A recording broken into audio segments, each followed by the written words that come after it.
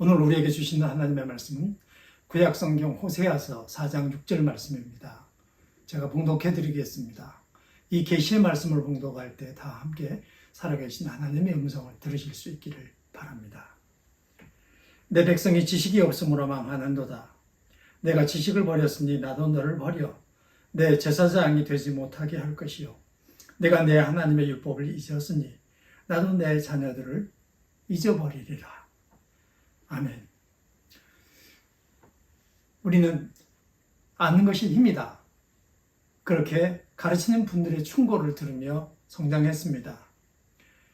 교육을 받는다는 것, 학교에서 공부를 하는 것이 후에 큰 힘이 된다고 생각하는 분들이 하는 훈계였습니다. 사실 성장하면서 지식을 습득하게 됐던 이유는 좋은 대학을 나오고 좋은 직장을 얻기 위함인 경우도 있었습니다마는 정말로 중요한 문제는 미래를 예측하는 능력을 기르는 데 있었습니다. 미래를 예측하는 능력이 중요할까요? 이 문제는 일찍이 철학자 탈레스에게 사람들이 했던 말이기도 합니다.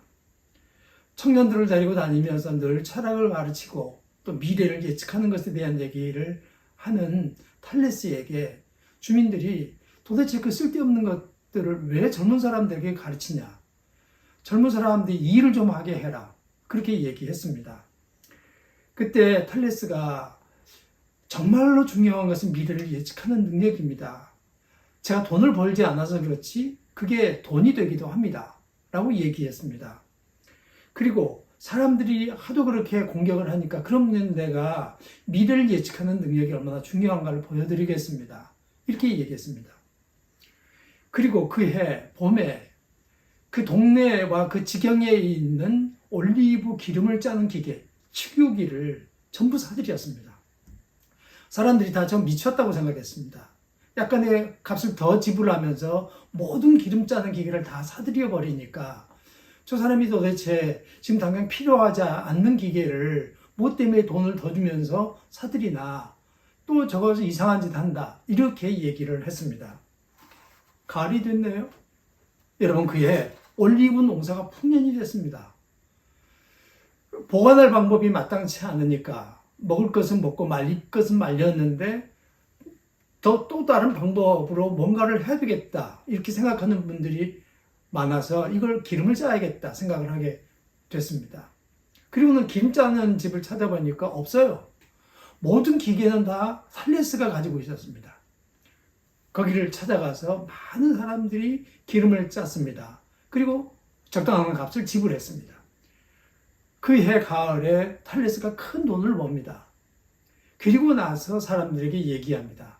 자, 제가 봄에 이 축유기를 사지 않았습니까? 왜 샀겠습니까? 올해 날씨가 너무 좋아서 농사가 풍년이 들 거라는 것을 알았기 때문입니다. 그래서 제가 이걸 다 사들였고 결국은 이 기름 짜는 일을 통해 가지고 돈을 많이 벌게 되지 않았습니까? 미래를 예측한다는 게 이런 겁니다. 그래서 지식을 습득하고 미래를 예측하는 능력을 기르게 되면 세상을 더 풍요롭게 살아가는데 굉장한 도움이 됩니다. 이런 얘기를 해줍니다.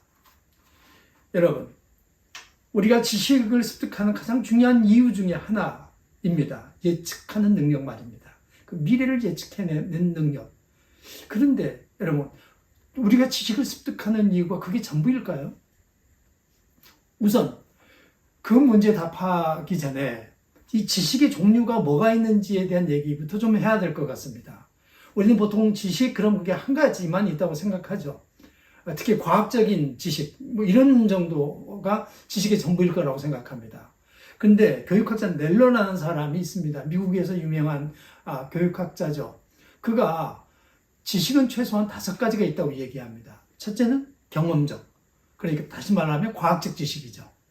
검증 가능한 지식들 말입니다.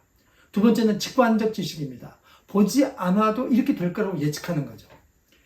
제가 대학을 다닐 때에 모든 집에 TV보다 이 컴퓨터가 더 많이 놓이게 하겠다라고 얘기하는 사람이 있었습니다.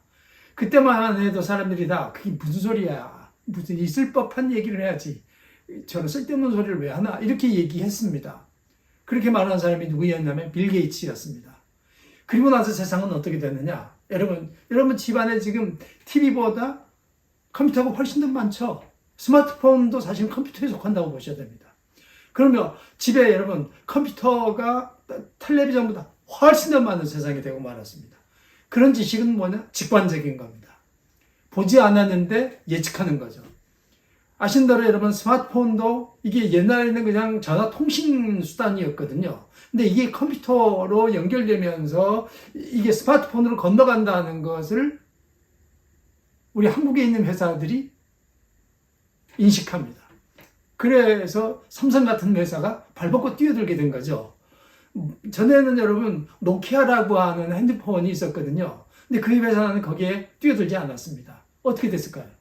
거의 망했습니다. 중요한 것은 이 직관적 지식도 우리들의 삶에 굉장히 중요한 대목입니다. 세 번째는 이성적인 지식입니다. 이성의 추론에 의해서 얻게 되는 지식이 있는 것이죠.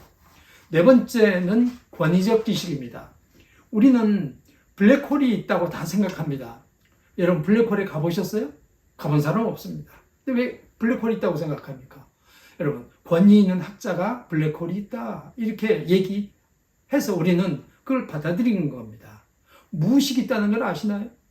여러분 우리는 무의식이 있다고 가서 찾아보지도 못하고 그 확인할 길도 없습니다. 그러나 권위 있는 사람이 모든 사람에게는 무의식이 있다라고 얘기해서 무의식적으로 이런 말을 쓰게 된 거죠. 이런 권위적 지식들이 있습니다. 그런데 또 하나 매우 중요한 게 계시적 지식입니다. 내 백성이 지식이 없어서 망하는도다. 하나님의 말씀입니다. 여러분 이 하나님의 말씀에서 얘기하는 지식은 뭘까요? 제가 지금 말씀드린 5가지 중에서 과학적이고도 경험적인 지식일까요? 아닌 것 같죠? 직관적 지식인가요? 이것도 아닌 것 같죠? 여러분 뭐 같습니까? 계시적 지식입니다.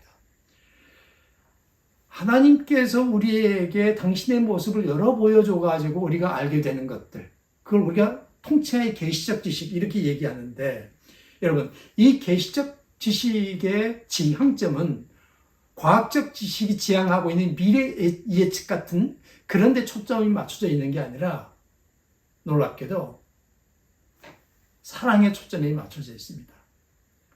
이 계시적 지식은 하나님을 사랑하고 다른 사람을 사랑하도록 우리를 권면하죠. 그게 이 지식이 지향하는 바입니다.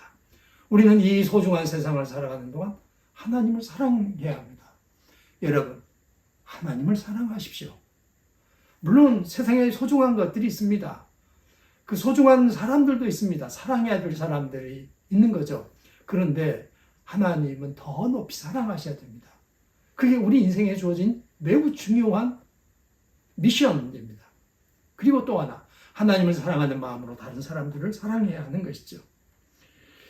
우리가 살아가면서 절실하게 여기는 지식들, 여러분 생각해보면 진학과 취직을 위한 학교 지식, 과학적 지식, 이게 어느 정도까지 수명을 다합니다. 그래서 어느 정도 지나면 더 이상 그걸 들여다보지 않게 돼요.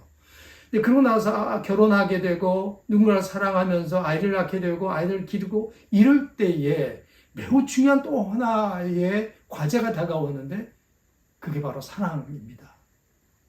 사랑을 어떻게 해야 되는 거냐? 우리는 사랑에 의해서 태어났고 사랑에 의해서 길이워졌지만 역시 사랑을 향하여 살아갑니다. 사랑이 진짜 뭐냐? 뭐가 진짜 사랑이냐? 이런 고민을 늘 하면서 살아가게 되는 거죠.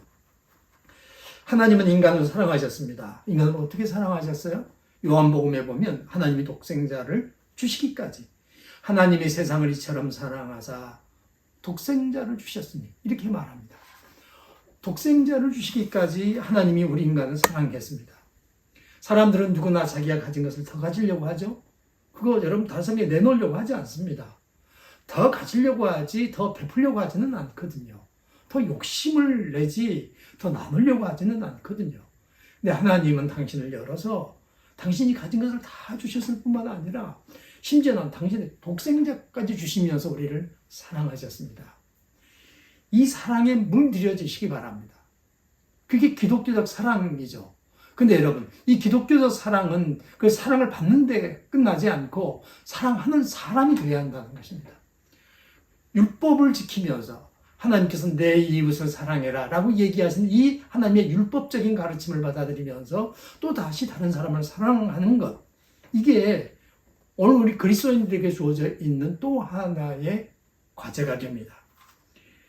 크리스천들은 하나님의 사랑에 물들여지고 그리고 다시 세상으로 나가서 그 사랑으로 이 세상을 하나님의 사랑으로 물들이면서 살아가는 사람들입니다. 그들을 통해서 세상은 하나님의 모습을 보게 될 것입니다. 여러분 주변에 있는 사람들이 여러분을 통해서 하나님을 보고 계실까요? 그렇게 되실 수 있기를 바랍니다. 그게 오늘 우리들에게 주어져 있는 과제입니다. 오늘 성경에서 내 백성이 지식이 없으므로 망하는도다. 하나님을 사랑하고 이웃을 사랑하는 게 없어서 망한다는 거예요. 자기만 사랑한다는 거죠. 자기 사람들만 사랑한다는 거예요. 그것은 여러분 그냥 이상한 사람들도 다 한다는 겁니다. 진짜 사랑은 자기 가족의 범주를 넘어서야 하는 겁니다. 자기 아는 사람들을 넘어서야 하는 것입니다. 그럴 때 이게 진짜 사랑인 거지, 자기 가족들 또 자기 범주 가까이 있는 사람들, 지인들 사랑은 이것만 갖고는 그건 사랑이라고 얘기할 수 없다는 것입니다. 내 백성이 지식이 없어서 망한다는 겁니다. 이 지식을 버렸으므로 하나님께서 이스라엘 백성들도 버리겠다고 얘기하십니다. 그리고 네 자식들도 버리겠다 이렇게 얘기합니다. 얼마나 무서운 얘기입니까? 여러분들이 하나님을 사랑하고 여러분들의 이웃들을 사랑하면서 살아가게 되면 여러분의 자식들은 하나님이 책임지십니다. 그 놀라운 은혜를 여러분들이 체험하면서 살아가시면 참 좋겠습니다. 하나님은 반드시 보상하세요. 우리의 수고와 봉사와 헌신에 대하여 하나님은 반드시 갚아주십니다.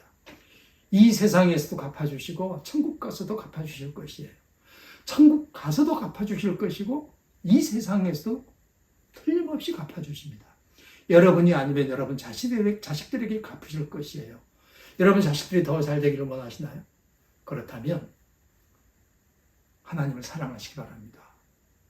하나님을 사랑하는 마음으로 다른 사람들을 사랑하시기 바랍니다.